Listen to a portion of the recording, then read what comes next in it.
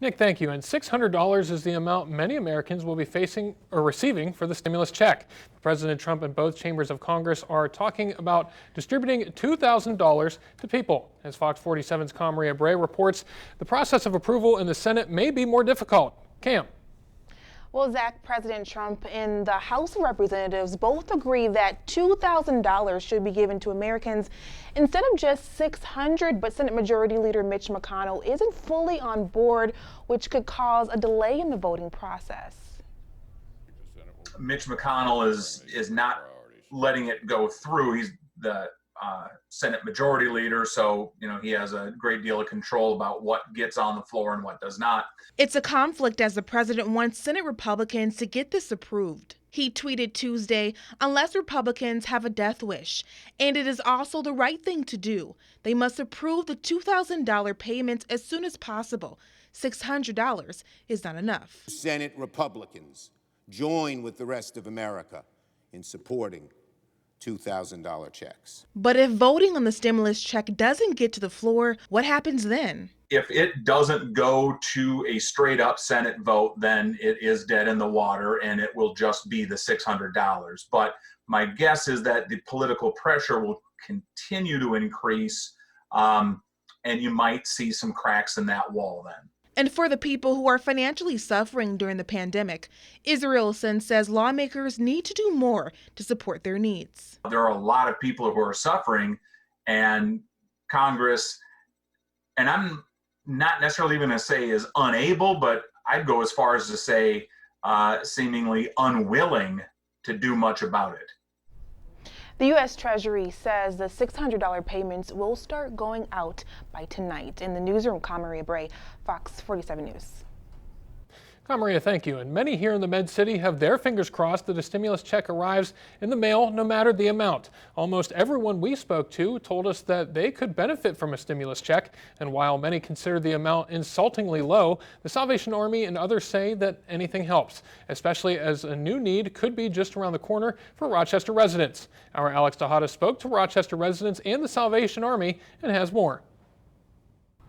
With the pandemic going on right now, it would be nice to have that money.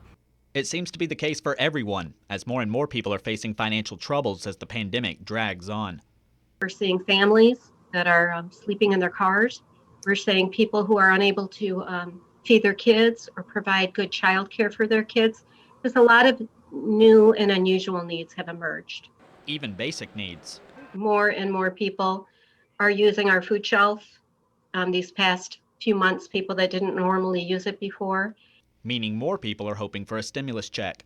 My family will receive one. I will not. Excluded because he's a dependent older than 17. It's a raw deal. I think everyone should get one, every American. And while more Americans are struggling, the Salvation Army has seen more funding.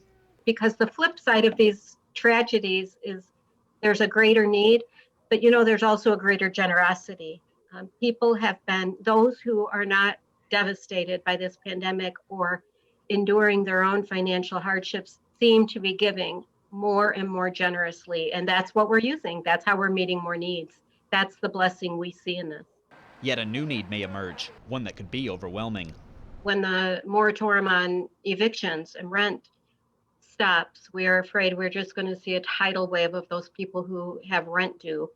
In Rochester, Major Mueller says the Salvation Army hopes to help with rental assistance as it is more difficult to help people once they become homeless. The organization also assists with other needs, including utilities and medical care. Olmsted County is reporting another death related to COVID-19. The death was someone between the ages of 60 and 64. This is one of the 36 new deaths being reported in Minnesota. There are 988 new cases of COVID-19 being reported in the state. Olmsted County has 53 new cases today. In Iowa, there are 1,475 new cases and 67 deaths. Ahead of the Thanksgiving holiday, Governor Tim Walz imposed statewide restrictions to help stop the spread of COVID-19. Many of those restrictions will still be in place for New Year's, but as Kate Radich reports, cases of COVID-19 in the state are dropping dramatically.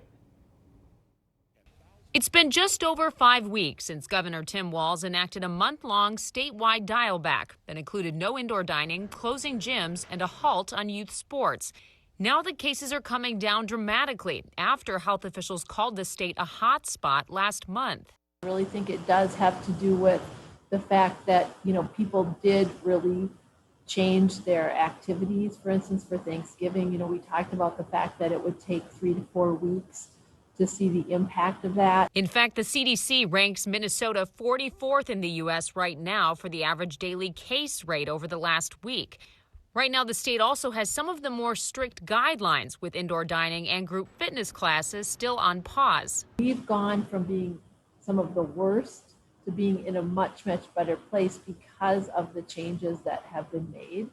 Infectious disease expert Chris Ersman says health officials will be watching for any kind of spike in cases after the Christmas holiday. But she noticed many who celebrated with other households were often masked, social distancing, or got tested beforehand.